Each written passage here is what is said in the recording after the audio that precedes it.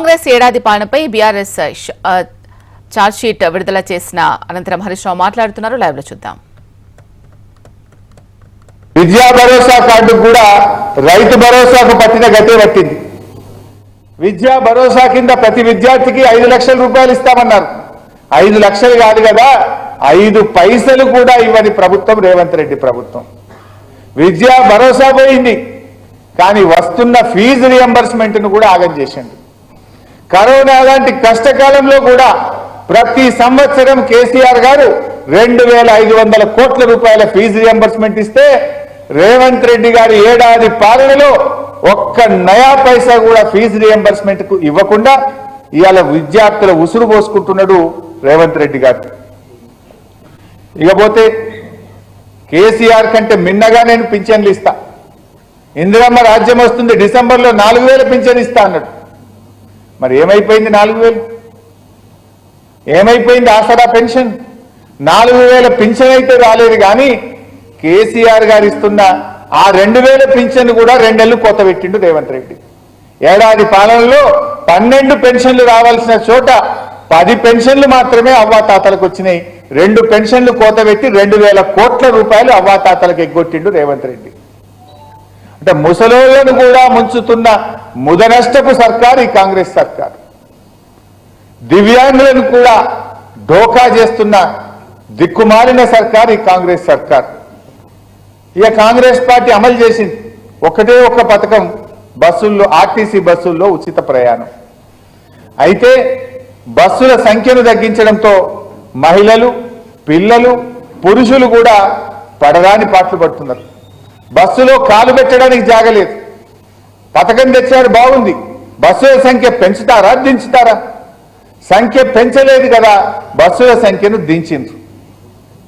RTC bus, ordinary బస్సులను super luxury deluxe బస్సులుగా upgrade చేసి ఉచిత ప్రయాణానికి ఎగ్గొట్టే ప్రయత్నం చేస్తున్నారు. ఇక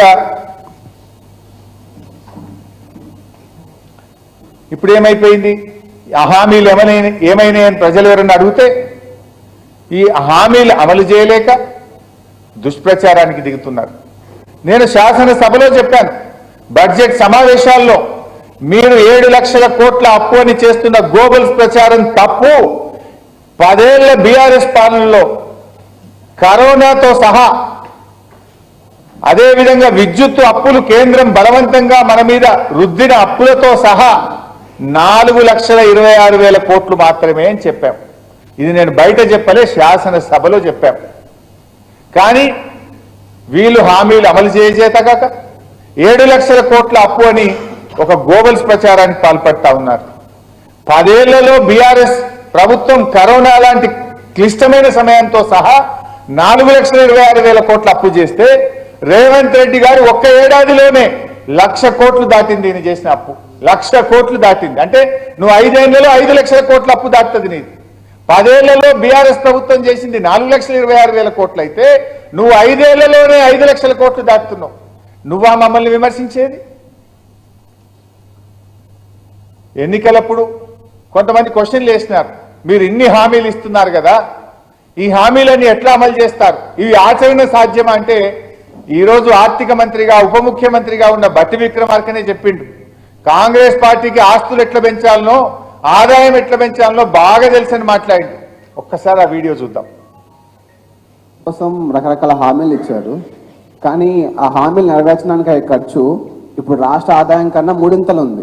ఆదాయాన్ని సమకూర్చుకోవటంలో అపారమైనటువంటి అనుభవం ఉన్నటువంటి కాంగ్రెస్ పార్టీకి ఇది పెద్ద సమస్య కాదు.